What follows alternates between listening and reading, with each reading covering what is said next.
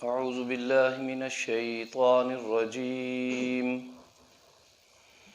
بسم اللہ الرحمن الرحیم کل الطعام کان حلا لبنی اسرائیل الا ما حرم اسرائیل على نفسه من قبل ان تنزل التوراة قل فاتوا بالتوراة فاتلوها إن كنتم صادقين فمن افترى على الله الكذب من بعد ذلك فأولئك هم الظالمون قل صدق الله فاتبعوا ملة إبراهيم حنيفا وما كان من المشركين صدق اللہ العظیم۔ بسم اللہ الرحمن الرحیم۔ حضرت یعقوب علیہ السلام آپ فرزند ہیں حضرت اسحاق علیہ السلام کے۔ حضرت اسحاق علیہ السلام آپ فرزند ہیں حضرت ابراہیم علیہ السلام کے۔ حضرت یعقوب بھی نبی ہیں، حضرت اسحاق بھی نبی ہیں، حضرت ابراہیم علیہ السلام بھی نبی ہیں، اور حضرت یعقوب علیہ السلام کے ایک فرزند حضرت یوسف علیہ السلام بھی نبی ہیں۔ مبارک خاندان ہے، نسل در نسل نبی پیدا ہو رہے ہیں، نسل در نسل حفاظ پیدا ہونا شروع ہو جائے، علماء بننا شروع ہو جائیں تو لوگ کہتے ہیں کیا مبارک خاندان ہے، والد بھی اچھا تھا، دادا بھی اچھا تھا، پردادا بھی اچھا تھا۔ اور جو سارے نبی بنتے چلے آ رہے ہیں وہ کتنا مقدس خاندان ہوگا، سبحان اللہ۔ ذالک فضل اللہ یؤتیہ من یشاء، یہ اللہ کا فضل ہے، اللہ کی عنایات ہیں، اللہ جس کو عطا فرما دے۔ اب بھی اگر ہم چاہیں کہ ہماری نسلوں میں دینداری رہے تو اس کے جہاں اور کئی انداز ہمیں اپنی زندگی میں اپنانے ہوتے ہیں، ایک انداز علماء کا احترام ہے۔ جو شخص علماء کا احترام کرتا ہے اللہ پاک اس کی نسلوں میں دین کسی نہ کسی صورت میں رائج فرما دیتے ہیں۔ بچوں میں علم آ جائے، تقوی آ جائے، پرہیزگاری آ جائے، دین کی پاسداری آ جائے۔ یہ آیتیں سورہ آل عمران کی آیت نمبر 93، 94 اور 95 ہے۔ نبی علیہ الصلوۃ والسلام کے ساتھ یہود و نصارہ وقتاً فوقتاً عجیب و غریب سوالات کیا کرتے تھے۔ ان کا گمان یہ ہوتا تھا کہ ان سوالوں کے جواب اور اتنا علمیت جو ہے وہ ہم میں ہے اور تو کسی میں ہے نہیں، لہٰذا جب رسول اللہ صلی اللہ علیہ وسلم اس کا جواب نہیں دے سکیں گے اور ہم ان کے مقابلے میں یہ جواب دے دیں گے تو لوگوں میں ہمارا علمی تسلط جو ہے وہ قائم رہے گا اور ہم بڑے سمجھے جائیں گے۔ اور کئی ایک مرتبہ سوالوں میں وہ جھوٹے ہو چکے، پیچھے ہم پڑھ رہے ہیں، مباہلہ آیا، دلائل آئے، وہ کوئی جواب نہ دے سکے، جزیہ دے کر نکل گئے، جان چھڑا گئے۔ 3-4 سوالات کا ان کی تفسیر میں بھی، ان آیات کی تفسیر میں بھی ذکر ملتا ہے۔ ایک سوال انہوں نے کیا کہ حضرت یعقوب علیہ السلام، جن کا ان کی زبان کے اعتبار سے لفظ جو تھا اس کا معنی اسرائیل، جس کا معنی اللہ کا بندہ، انہوں نے کس چیز کو اپنے اوپر حرام کیا ہوا تھا، استعمال نہیں فرماتے تھے۔ آپ نے اس کا جواب ارشاد فرمایا کہ انہیں ایک تکلیف ہو گئی تھی، عرق النساء، ایک ایسی رگ ہوتی ہے جو پیچھے کولہے سے شروع ہوتی ہے اور پاؤں کے انگوٹھے تک چلی جاتی ہے، اس میں کبھی کبھی اتنا درد ہوتا ہے کہ آدمی سے ناقابل برداشت ہو جاتا ہے۔ پہلی شریعتوں میں ایسی منتیں ماننا جائز تھا۔ آپ نے بھی ایک منت مان لی، اے اللہ اگر یہ درد سے میرا چھٹکارا ہو جائے اور یہ تکلیف دور ہو جائے تو میں کسی ایک اپنی پسندیدہ مرغوب شے کو آج کے بعد پھر استعمال نہیں کروں گا۔ گویا کہ اپنے آپ کو مشقت میں ڈالنا، یہ اس زمانے میں اس کی اجازت تھی اس شریعت میں، اور اللہ رب العزت نے فضل فرمایا، آپ ٹھیک ہو گئے، تو حضرت یعقوب علیہ السلام نے اس کے بدلے میں اپنے آپ پر اپنی پسندیدہ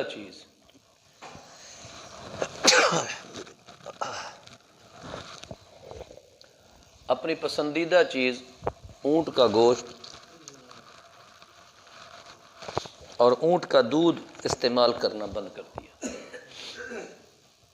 جب آپ نے استعمال نہ کیا تو آپ کی امت میں سے بھی آپ کے عقیدت مندوں نے اس کو چھوڑنا شروع کر دیا، اور نتیجہ یہ ہوا کہ پورے یہود آج تک اونٹ کے گوشت کو استعمال نہیں کرتے۔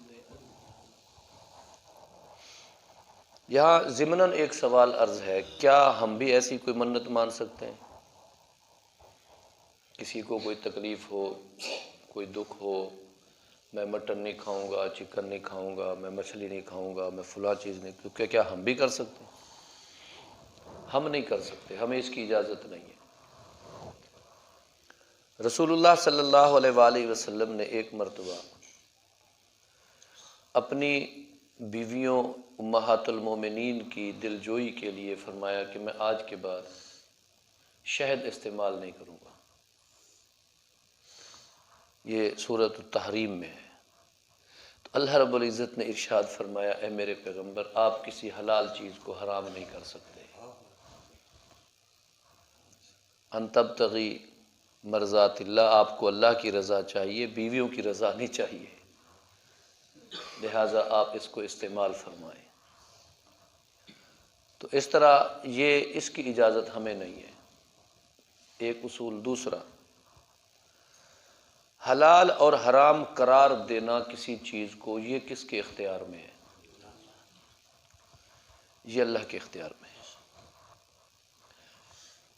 پہلے زمانے میں پیغمبروں کے اجتہاد سے حلت و حرمت کا تصور ملتا ہے، لیکن اس شریعت مطہرہ میں حلت اور حرمت کا سارا اختیار میرے اللہ کے پاس ہے۔ ان چیزوں کے استعمال کا انداز جو ہے، یہ جناب رسول اللہ صلی اللہ علیہ وآلہ وسلم نے ارشاد فرمایا ہے، اس پر عقلی نقلی دلائل اور یہ ساری باتیں۔ دوسرا سوال انہوں نے کیا کہ کبھی مرد عورت جب میاں بیوی میں اختلاط ہوتا ہے تو کبھی لڑکا پیدا ہوتا ہے، کبھی لڑکی پیدا ہوتی ہے، یہ کیوں ہوتا ہے؟ یہ کیسے ہوتا ہے؟ یہ کس سسٹم کے تحت ہوتا ہے؟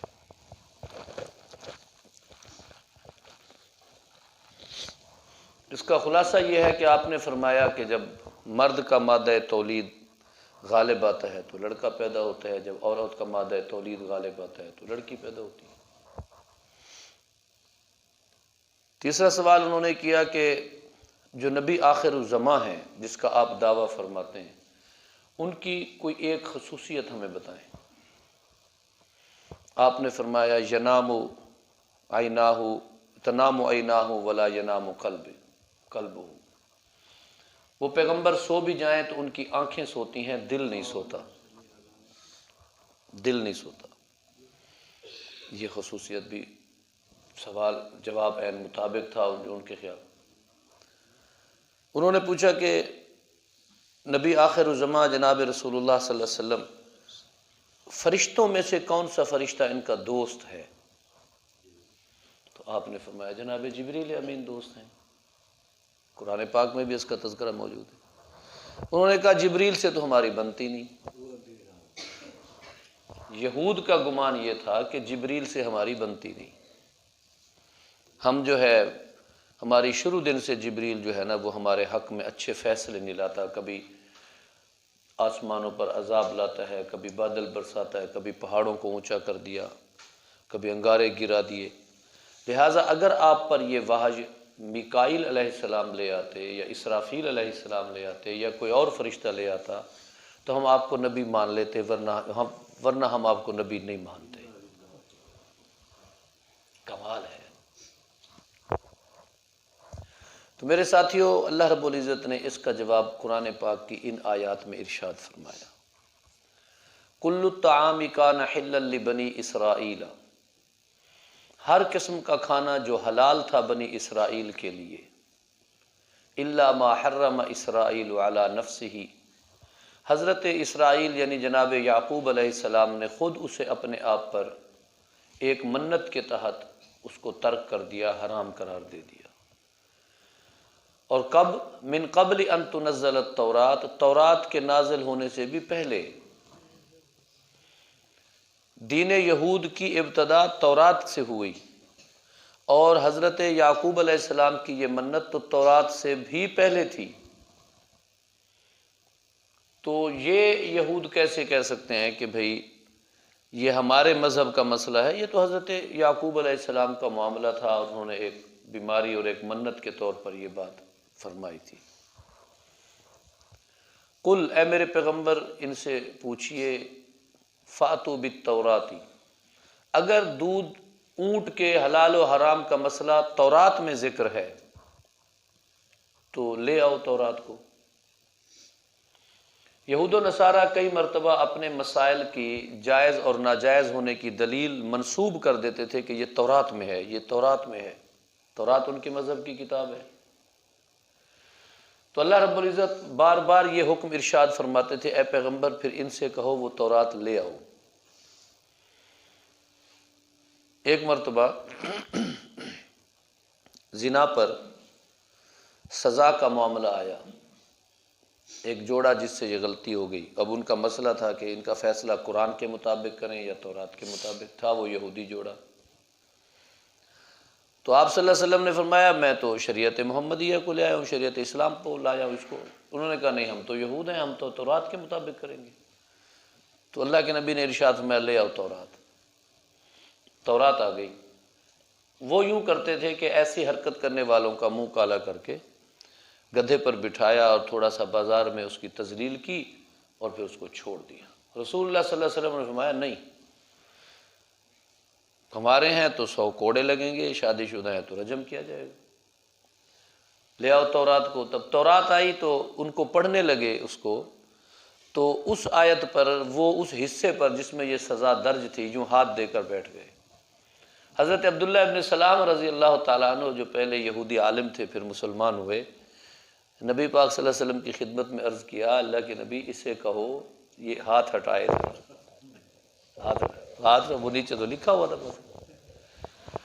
تو یہاں بھی بالکل وہی بات ہے، اللہ رب العزت فرماتے ہیں یہ جو کہہ رہے ہیں کہ مسلمان دودھ، اونٹ کا دودھ اور اونٹ کا گوشت کھاتے ہیں اور جبکہ یہ حرام ہے اور اس کا ذکر تورات میں موجود ہے، تو لے آؤ تورات، فاتوا بالتوراۃ فتلوها، پھر تلاوت کرو نا اس کی، ان کنتم صادقین، اگر تم سچے ہو۔ اور وہ تورات نہ لا سکے کیونکہ تورات میں اس کا ذکر تھا ہی نہیں۔ جب وہ نہ لائے اور دلیل کے اعتبار سے جھوٹے ہو گئے، اللہ رب العزت نے فرمایا یاد رکھیں فمن افترى علی اللہ الکذب، جس نے اللہ کے متعلق جھوٹی بات منسوب کی، بہتان باندھا اللہ پر کہ یہ اللہ نے یوں فرما دیا، اللہ نے یوں فرما دیا، من بعد ذالک، حق واضح ہونے کے باوجود بھی اللہ کی طرف اپنی بات کی، جھوٹی بات کی نسبت اللہ کی طرف کرتا ہے، اپنے کسی غلط عمل کی نسبت اللہ کی طرف کرتا ہے، فاولئک هم الظالمون، ایسا شخص ظالم ہے، یہ ظالموں میں سے ہے، ایسے لوگ ظالم ہیں۔ اللہ تعالیٰ کی طرف کسی بات کو منسوب کرنا، یہ جی اللہ نے یوں فرمایا، اللہ نے یوں فرمایا، اللہ کا حکم ایسے ہے، اور حالانکہ وہ ہے نہیں، یہ جہالت ہے اور یہ ظلم ہے۔ بالکل اسی طرح جناب رسول اللہ صلی اللہ علیہ وآلہ وسلم کی طرف کسی بات کی نسبت کرنا حالانکہ ان سے وہ بات ثابت نہ ہو، اس کے متعلق نبی علیہ الصلوۃ والسلام کا ارشاد گرامی بھی سن لیں، من کذب علی متعمدا، جس نے جان بوجھ کر میرے متعلق کوئی جھوٹ بولا، فلیتبوأ مقعدہ فی النار، اس نے من النار، آگ میں اپنا ٹھکانہ بنا لیا۔